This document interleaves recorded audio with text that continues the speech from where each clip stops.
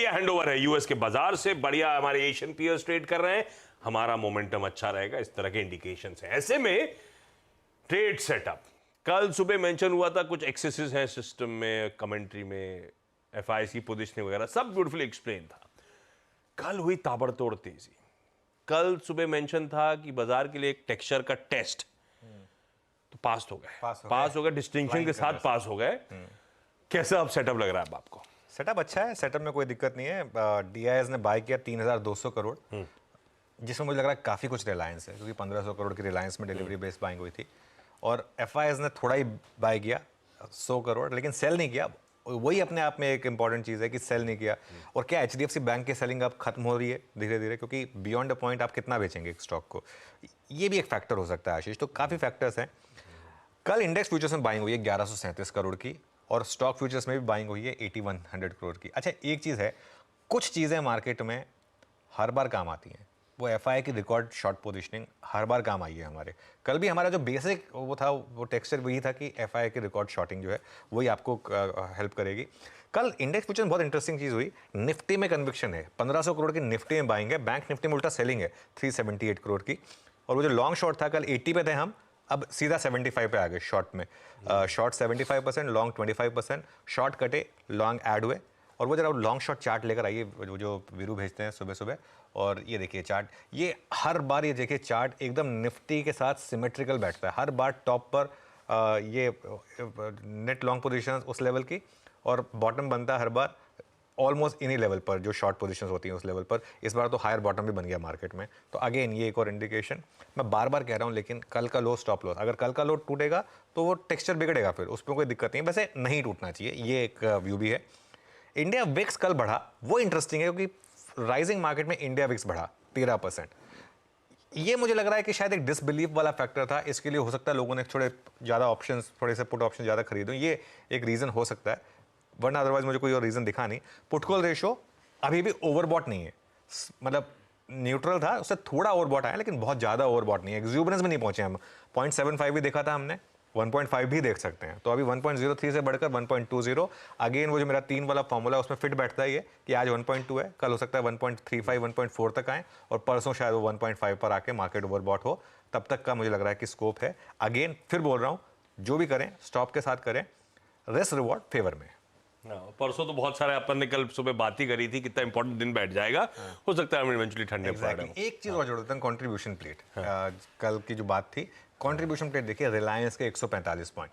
अब बहुत लोग कहेंगे कि ये वन वे रैली थी, सिर्फ रिलायंस था। आप इसको अगर हटा भी देंगे 145 पॉइंट को, तो भी 240 पॉइंट बाकी स्टॉक्स ने ऐड करें, कम नहीं है वो। तो मेरे ख्याल से मार्केट में सब ठीक है, सब बढ़िया है बाजार में।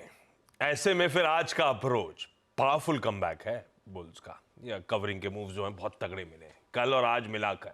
अब आप खुलेंगे आधा टका ऊपर, अगर 100 पॉइंट ऊपर, तो समीकरण कैसे बैठेंगे, और फिर हमारा अब डे अप्रोच क्या है?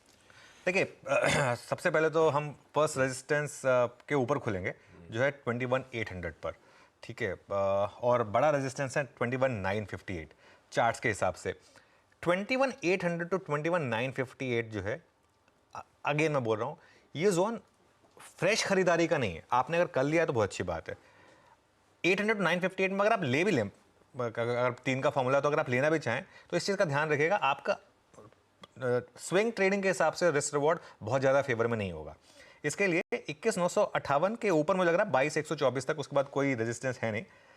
तो इसके लिए एग्जिस्टिंग लॉन्ग में बने रहें, कोई दिक्कत नहीं है। अपना स्टॉप लॉस कॉस्ट पर ले आएँ भले ही, और गिरावट में जोड़ें। और देखिए, हो सकता है आज आपको डिप्स मिल जाएं, कल मार्केट ने बिल्कुल डिप नहीं दी। आज हो सकता है मार्केट आपको एक आध डिप दे दे एट एनी पॉइंट, उसमें ऐड करने की कोशिश करें। या फिर एक और तरीका कर सकते हैं, अगर आप ले रहे हैं तो फ्रेश ट्रेड्स के लिए इंट्राडे में स्टॉप लॉस होगा 21,600 ऑप्शंस के हिसाब से। सबसे ज़्यादा जो पुट राइटर बैठा है वो 21,600 पर बैठा है, वो आपका एक स्टॉप लॉस होगा। और पोजिशनल ट्रेडर्स के लिए जो हमने शुरू में सुबह सुबह डिस्कस किया, 21,429 कल का लो, वो स्टॉप लॉस होगा। और मेरा जो बड़ा तेजी का फॉर्मूला है वो तो है 2, 3, 4, 5, 6 का। वो तो खैर इवेंचुअल, वो तो अब रेडी है सबको। 2, 3, 4, 5, 6 कल निफ्टी बैंक वीज़ावी निफ्टी फीका जरूर नजर आ रहा होगा, क्योंकि निफ्टी पे कोई रिलायंस इंडस्ट्रीज का दबदबा है। अदरवाइज निफ्टी बैंक अपने आप में बुरा नहीं था। लार्जली सारे कॉन्स्टिट्यूएंट्स बारिंग एयू स्मॉल अपने नंबर्स पे रिएक्ट कर रहा था, उसको छोड़ दो सब हरे में थे। क्या कोटक, क्या एसबीआई, क्या एचडीएफसी बैंक, क्या आईसीआईसीआई, क्या एक्सिस, सब में देख के अच्छा लग रहा था निफ्टी बैंक के कॉन्स्टिट्यूएंट्स को। कुछ तस्वीर बदली कि नहीं बदली? हाँ, लेकिन क्या है ना, कल इंट्राडे में बहुत ज़्यादा पैसा बना नहीं बैंक निफ्टी में। निफ्टी में आपने कहीं भी लिया था तो पैसा बना, ठीक है। बैंक निफ्टी देखिए डे हाई से 200 पॉइंट नीचे बंद हुआ है। निफ्टी डे हाई पर बंद हुआ, लेकिन निफ्टी बैंक डे हाई पर नहीं बंद हुआ। तो ये अब हो सकता है कि निफ्टी बैंक आज चल जाए, ये भी पॉसिबल है। मार्केट में चीज़ें बदलती हैं, लेकिन फिर भी बैंक निफ्टी के मुकाबले मेरा कन्विक्शन निफ्टी में ज़्यादा है। क्यों? क्योंकि निफ्टी बैंक जो है वो डे हाई पर बंद नहीं हो रहा है, जबकि निफ्टी डे हाई पर बंद हुआ, इसके लिए। और बैंक निफ्टी में हायर लेवल पर सेलिंग का रिस्क है, और आगे भी रिस्क रहेगा। ये जो कल हुआ है कि हायर लेवल पर बैंक निफ्टी में सेलिंग आ सकती है। तो अगले कुछ दिनों के लिए अगर आपको ट्रेड करना भी ना बैंक निफ्टी में, तो बैंक निफ्टी में पोजिशनल ट्रेड ना लें। क्यों? क्योंकि बैंक निफ्टी में रिस्क है कभी भी गैप डाउन होने का। इसके लिए पोजिशनल ट्रेड ना कैरी करें, इंट्राडे में ही ट्रेड कैरी करें। पोजिशनली अगर आपने आप कैरी कर लिया है तो आपका स्टॉप लॉस थोड़ा डीप होगा, 44,730 का। वो क्या है? 200 डे सिंपल मूविंग एवरेज, जिसको बैंक निफ्टी नहीं तोड़ रहा है, ठीक है।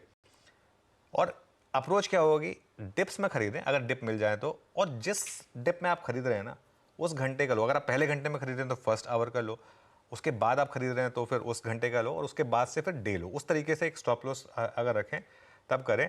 और अभी के लिए शॉर्टिंग से बचें। हो सकता है मार्केट बीच बीच में 200-300 पॉइंट बैंक निफ्टी पे गिरावट दिखा भी दे, लेकिन वो देखिए आप हर मूव नहीं कैप्चर कर पाएंगे। एक चीज़ समझ लीजिए, मार्केट में हर मूव तो कोई नहीं कैप्चर कर पाया, और ना ही आपको कोशिश करनी चाहिए हर मूव कैप्चर करने की। हमारी कोशिश होनी चाहिए बड़े मूव कैप्चर करने की। हमारी कोशिश ये होनी चाहिए कि हम एक बड़ा मूव कैप्चर कर लें। अब बैंक निफ्टी ने ऑल टाइम हिट करने के बाद आपको 3000 पॉइंट की करेक्शन दिखाई ना, तो उसमें अब आप शिवाजी बन के खड़े रहते कि नहीं मैं तो खड़ा ही रहूँगा लॉन्ग पोजीशन में, तो बड़ा लॉस होता। इसके लिए एक बार ट्रेंड बदले तो उसमें प्रॉफिट बुक करना भी आना चाहिए, और लोअर लेवल पे जब वापस ट्रेंड घूमे तो वापस री एंट्री करनी भी आपको आनी चाहिए, इस चीज़ का ध्यान रखते हुए। लेकिन अभी मैं शॉर्टिंग से अवॉइड करूंगा बैंक निफ्टी में। मेरे ख्याल से जो लार्जर ट्रेंड है वो वापस अपसाइड पर आ गया है। Larger trend upside